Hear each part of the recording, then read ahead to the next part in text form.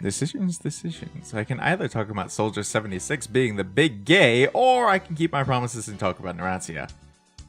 I'm keeping my promises.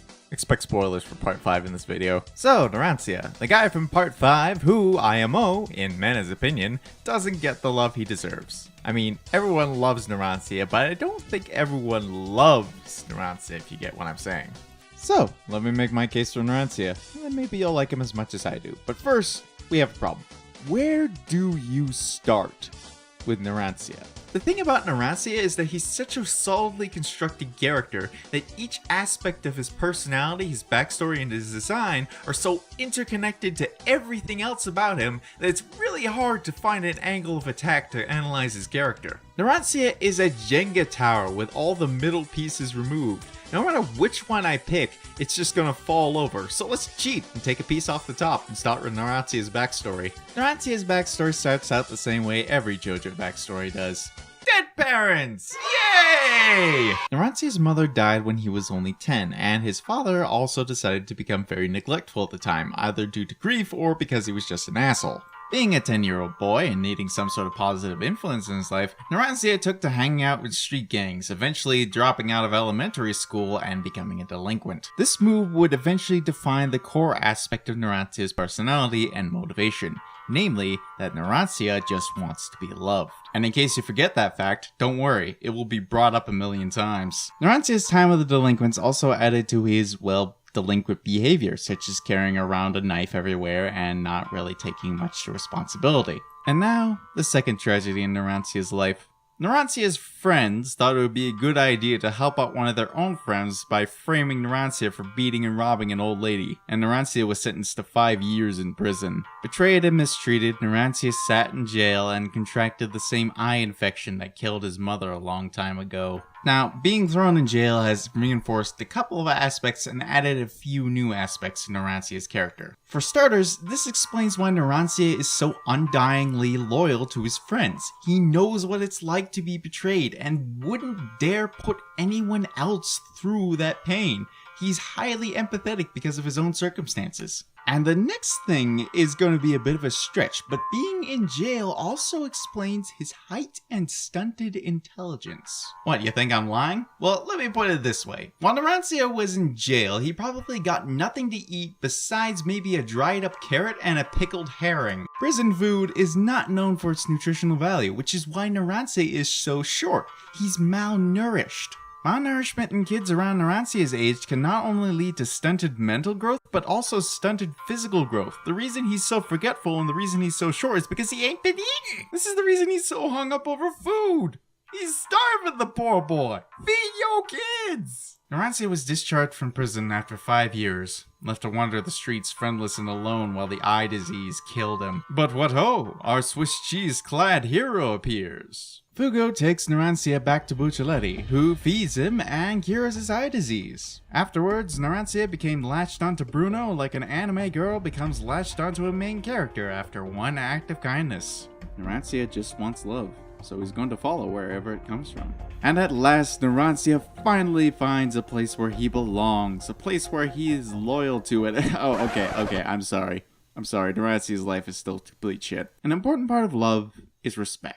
And Narancia probably gets the least amount of respect out of everyone in Bruno's gang. Mista clearly doesn't respect Narancia, as he has no problem with destroying Narancia's boombox instead of asking to, turn down the volume. Abbacchio's just a jerk. Bruno was nice to everyone, but kept his gang members at an arm's distance. Really, Narancia's only friend was Fugo, and, Fugo...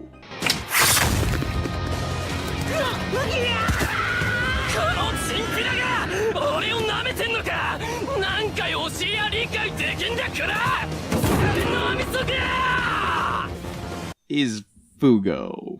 なんだと腐れの味噌って言ったな。人を見下す言い方は良くない。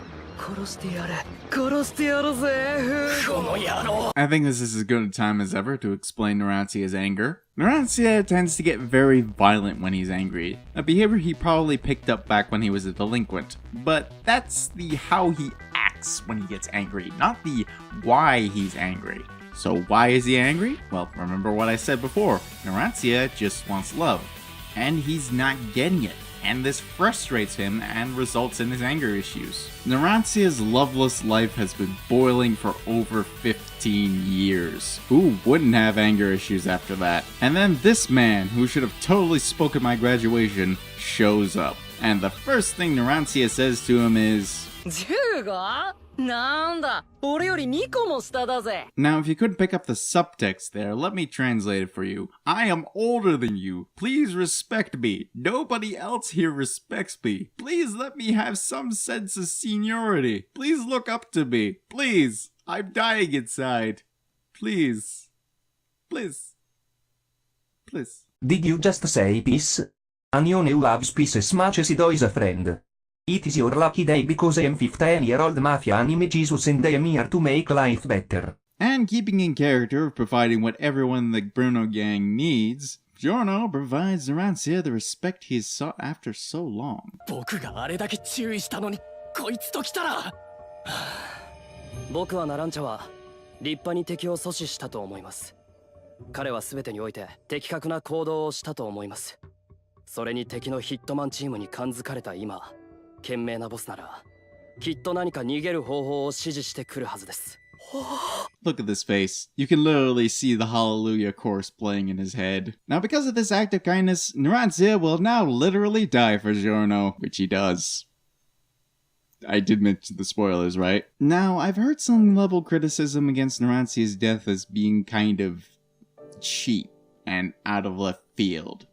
And yeah, it is, but it still is thematically a good way to finish off Narancia's character. Narancia just wants love, and while Giorno kind of gave it, it never really was the full extent. Giorno promising to grant Narancia's final wish was the ultimate form of respect. It wasn't even like a dying wish or anything. Narancia didn't ask Giorno to take his body back to his hometown. Giorno just did it anyway because he knew that was something Narancia wanted. It showed that Giorno valued Narancia as a person, something that Narancia had been waiting literal years for.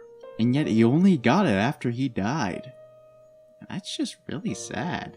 But you know, in the end, it's still nice that he got what he wanted. That's why I like Narancia. His character is amazingly well constructed, and everything about him just makes me want to give him a hug, despite the fact that I will probably lose a finger or two by doing so. Wait, hang on a second. There's an extra page here of my production notes. What is this? No. No, you can't do this to me. No, that's forbidden. It's illegal. You can't. No. No. No. Oh, 99 shots of essential oils, 99 shots of piss! Check out these links, subscribe, you things, 98 bottles of... Ugh, fuck.